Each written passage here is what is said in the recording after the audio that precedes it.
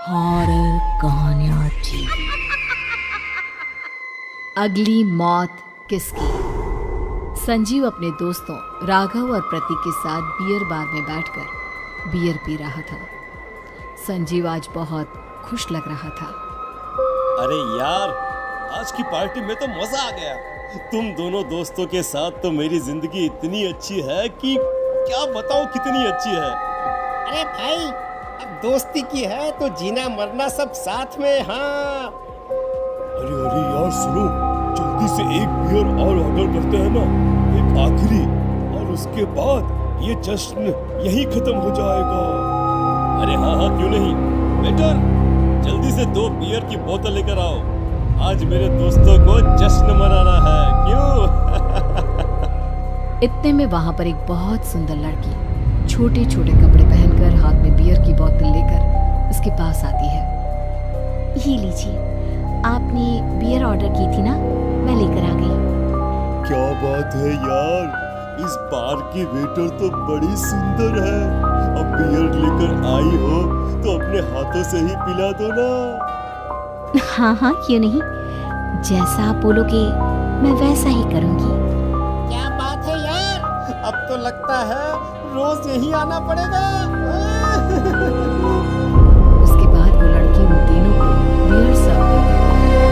Party करने के बाद वो तीनों अपने अपने घर जाते हैं।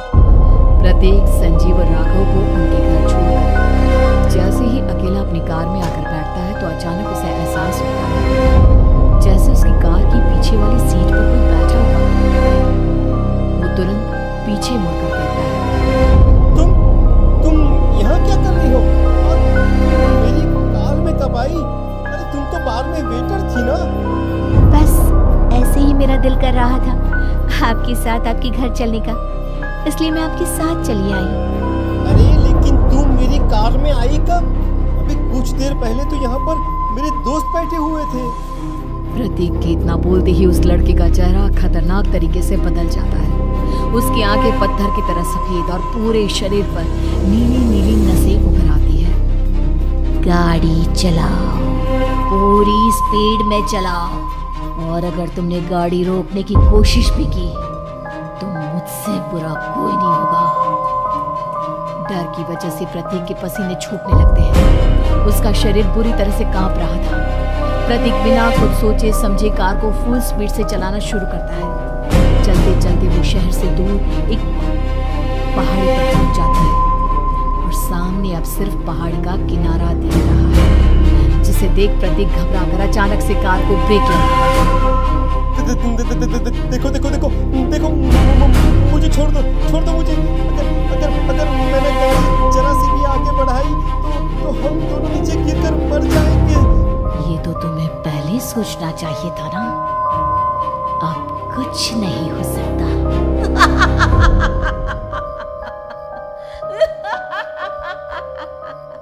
छोड़ दो मुझे। नहीं नहीं, प्लीज मुझे छोड़ दो। प्लीज प्लीज मुझे जाने दो, छोड़ दो मुझे। गाड़ी आगे बढ़ाओ। और तभी अचानक से बिना प्रतीक के स्टार्ट किए उनकी कार आगे बढ़ती है और गहरी खाई में गिर जाती है। उसके चीखने की आवाज एक चारों तरफ सुनाई देती है।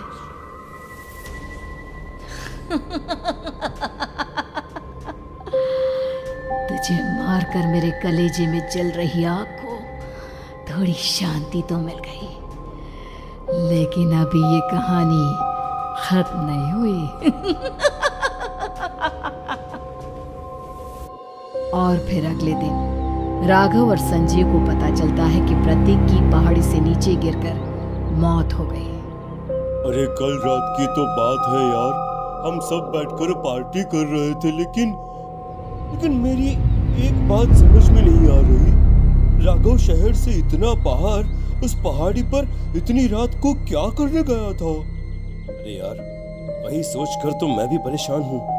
हम दोनों को छोड़ने के बाद तो वो सीधा अपने घर जाने वाला था, और वो आत्महत्या क्यों करेगा भाई?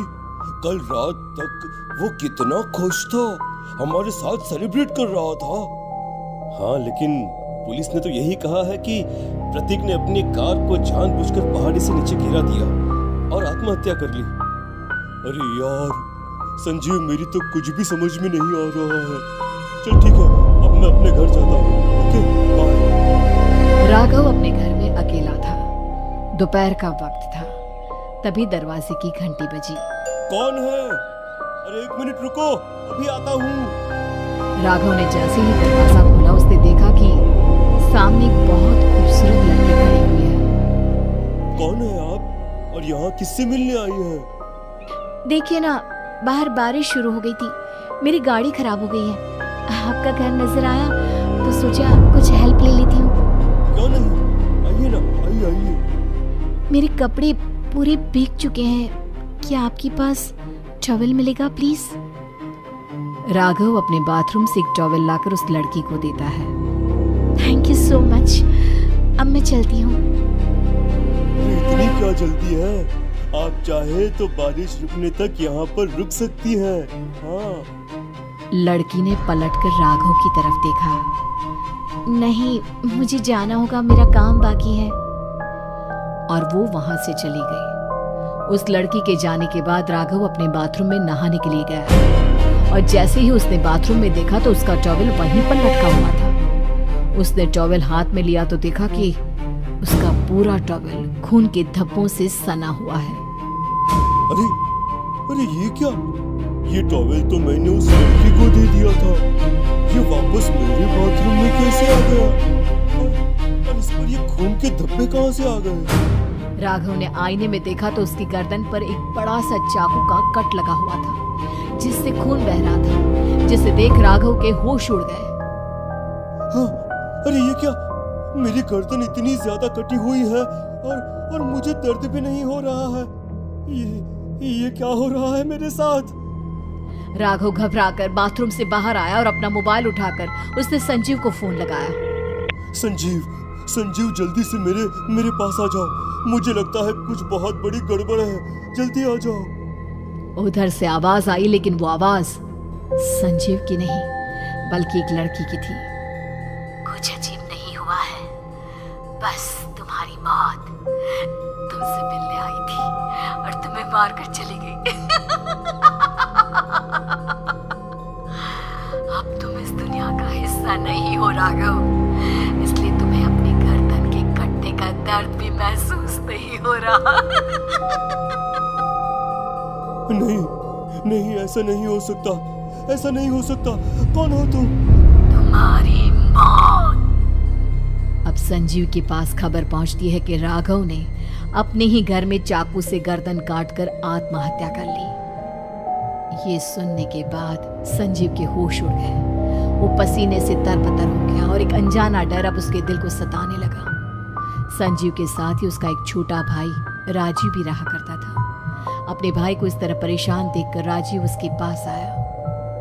अरे भैया, क्या हुआ भैया? आप इतने घबराए हुए क्यों लग रहे हैं? प्रतीक और राघव की मौत, मेरा मतलब मेरी कुछ समझ में नहीं आ रहा भाई। अचानक से मेरे दोनों दोस्तों ने आत्महत्या कर ली। अरे वो तो मेरी भी समझ में नहीं आ रहा है भैया। हाँ, हो सकता है कि कोई परेशानी होगी और इसीलिए उन्होंने ऐसा किया होगा। हाँ, लेकिन दोनों की जिंदगी में एक साथ परेशानी और दोनों का इतनी खतरनाक तरीके से आत्महत्या करना, कहीं ऐसा तो नहीं मैं भी मर जाऊंगा? अरे आप ऐसी बातें क्यों कर रहे हैं भैया? वैसे ही मैं इतना परेशान हूँ। जब से अंजलि ने मेरा साथ छोड़ा है तब से सब कुछ बहुत अजीब सा हो गया है। रोज रात को डरावने सपने आते हैं। ऐसा लगता है जैसे अंजलि बार बार मेरे सपनों में आकर मुझे डराने की कोशिश करती है। अंजलि का नाम सुनते ही संजीव की आंखें फट गई और उसके गले में आवाज अटक गई। उसके चेहरे पर घबराहट साफ नजर आ रही थी। कौन थी वो लड़की जिसने प्रतीक और राघव को आत्महत्या की आड़ में मौत के घाट उतार दिया? और कौन थी अंजलि जो बार बार राजीव के सपनों में आकर उसे डरा रही थी? अंजलि का नाम सुनकर संजीव इतना घबरा क्यों गया? इन सवालों के जवाब जानने के लिए देखिए इस खतरनाक कहानी का अगला भाग।